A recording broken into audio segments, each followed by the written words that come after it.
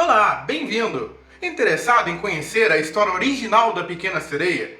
Será que é verdade que ela morre no final? Quem escreveu? Como era o mundo naquela época? Fique comigo depois da vinheta que você vai gostar.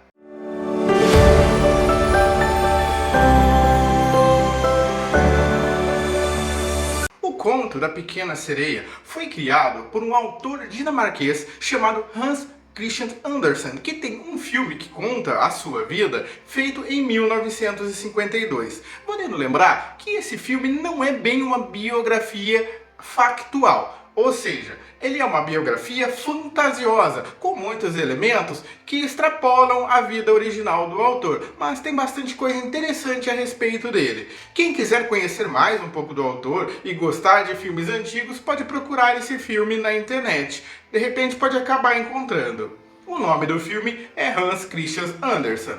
Ele nasceu em 2 de abril de 1805, vivendo até 1875.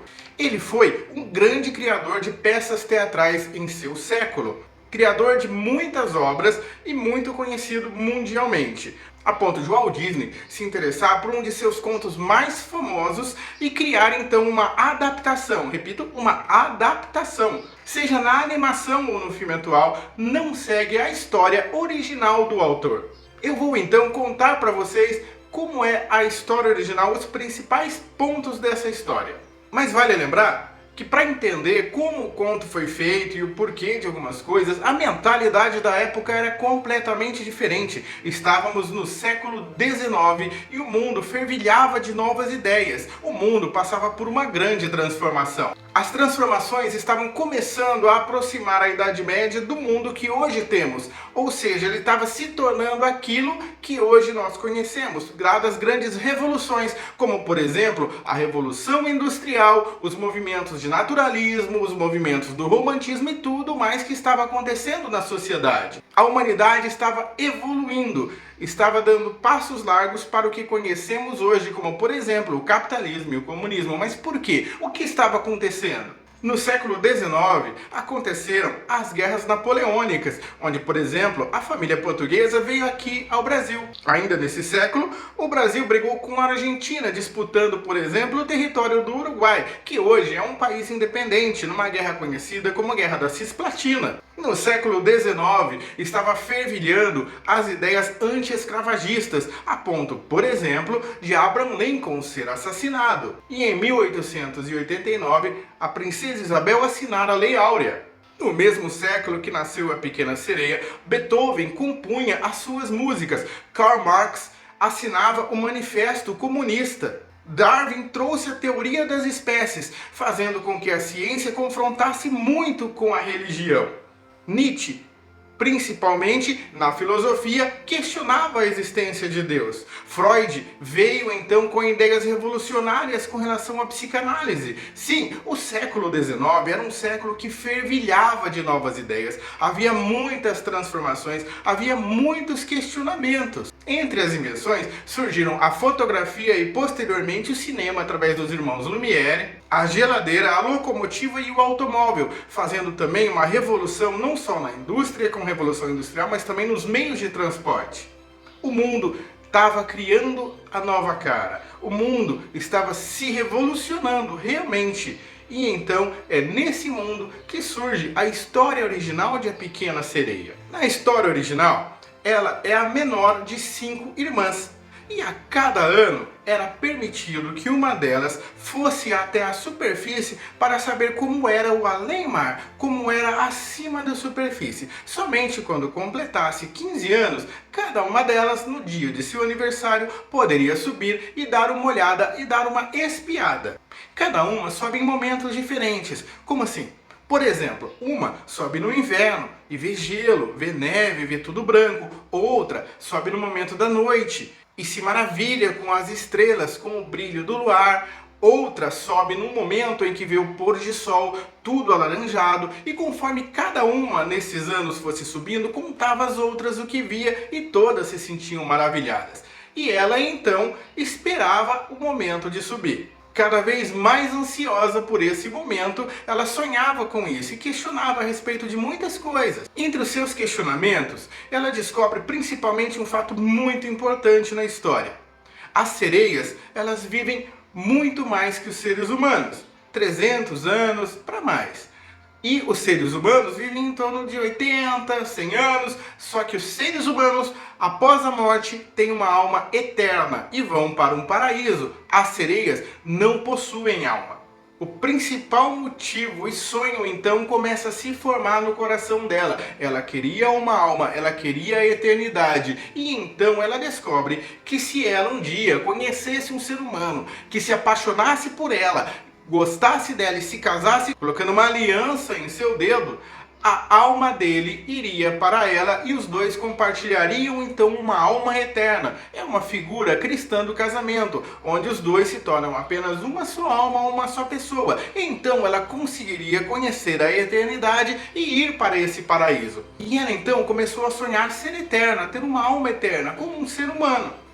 No momento em que ela completa 15 anos, ela finalmente sobe à superfície. Ela começa a observar um navio.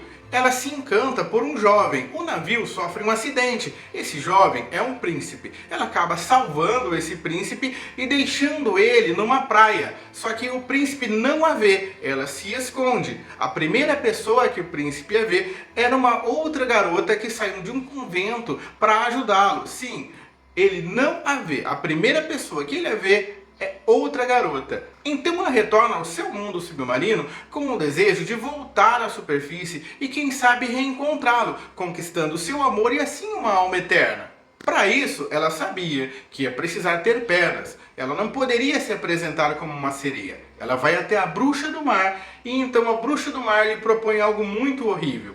Em troca de algo que lhe fosse valioso, que lhe fosse o seu tesouro, lhe daria pernas. Só que no conto de Andersen é muito interessante que fala, ela teria pernas, mas quando ela fosse andar, ela sentiria como se estivesse caminhando em cima de 1000 facas. Ou seja, seria algo doloroso para ela. O que Andersen quer dizer com isso é que ela estava disposta a pagar qualquer preço para ir à superfície e se encontrar com esse jovem para ter uma alma eterna, para ter um grande amor. Apesar de sentir dor, a bruxa do mar garante que ela não iria perder a formosura e iria conseguir andar graciosamente.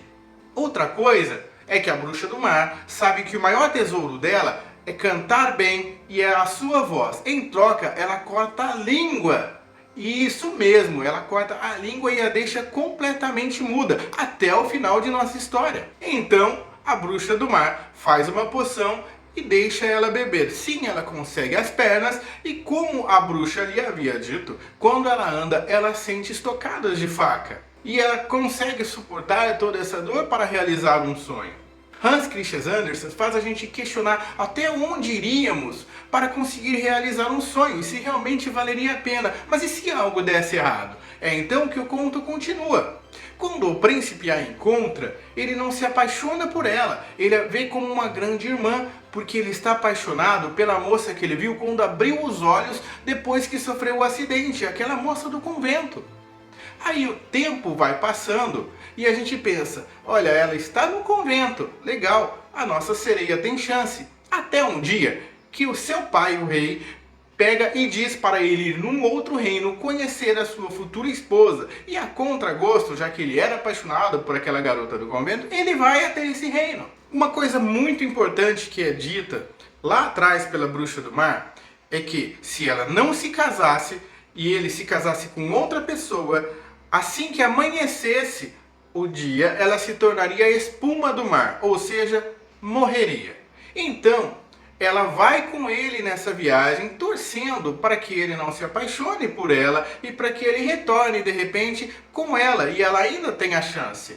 Ou ela acabaria falecendo. Eles vão então até o outro reino, até que o pai da noiva a apresenta e diz que ela estava guardada para o futuro marido em um lugar religioso. Sim, é a mesma garota que o salvou na praia. E ele então fica maravilhado e agradecido pelos céus, por Deus, por tudo aquilo, porque ele vai se casar com quem ele sonhava. Então a nossa sereia se entristece. Acaba acontecendo então a festa de casamento e a noite vai se passando. As horas finais de nossa sereia acabam sendo com ela olhando ao mar, até que de repente as suas irmãs aparecem ao longe, sem o cabelo havia sido cortado. Por quê? Porque elas foram até a bruxa do mar e se sacrificaram dando algo valioso para elas pela irmã delas e lhes disseram: toma, nós trouxemos uma adaga, enfia essa faca no coração do príncipe e você vai retornar a ser uma sereia. Ela então pega a adaga e vai até o príncipe, a levanta, olha ele com a sua querida esposa dormindo, vendo que ele realizara seu sonho, o vê feliz, pega a adaga e joga ao mar. Sim, ela não é egoísta nesse momento. Ela pensa realmente com amor, com carinho e se sacrifica por um bem maior. O que acontece é que de repente ela vai então à sacada do navio, o sol está nascendo e ela se debruça e cai, como se fosse virar então brumas do mar, aquelas espumas. Só que ela não se sente morrendo, ao contrário, ela se sente flutuando, como se fosse de repente um vento. E o mais interessante é que nós leitores então somos agraciados com um final muito interessante. Ela conhece então espíritos do ar, que eram invisíveis, e lhe dizem: por tua boa ação, você se tornou agora um espírito do ar, e sabemos que você quer ter uma alma eterna. Os espíritos do ar, eles ganham alma eterna depois de 300 anos fazendo boas ações. Ela finalmente conseguiu o que ela queria. Como? Boas ações. O importante, o mais legal no final de Hans Christian Andersen é que ela não dependeu do príncipe, não dependeu de terceiro para conseguir o que ela queria. Dependeu apenas de sua própria bondade, de seu coração puro e de sua boa atitude. Ele não atrelou a decisão de outra pessoa ela chegar onde ela queria. Andersen demonstrou que o importante é não sermos egoístas, pensarmos de forma altruísta e agirmos corretamente. Mais do que um conto de amor, é um conto exemplar, é um conto de ética, é um conto de filosofia a nos fazer pensar. Afinal, os fins não justificam os meios. Fazer o bem é sempre melhor. Ela deixou de olhar para si mesma e acabou finalmente conseguindo chegar onde queria. A salvação estava em sua atitude, não em outra pessoa. Façamos como no conto original. Entendamos que está em nossas mãos o poder da escolha, o poder de chegar em um sonho, e venhamos a agir corretamente, fazendo somente o bem. Cedo ou tarde vamos colher o fruto de nossas atitudes. Façamos, portanto, o que é correto. Se inscreve aí. Se você curtiu da história, se você curtiu do vídeo, considera curtir, compartilhar. Você vai muito me ajudar também se comentar a sua opinião. Obrigado a você que ficou até aqui. Espero que eu possa ver você outras vezes. Até mais!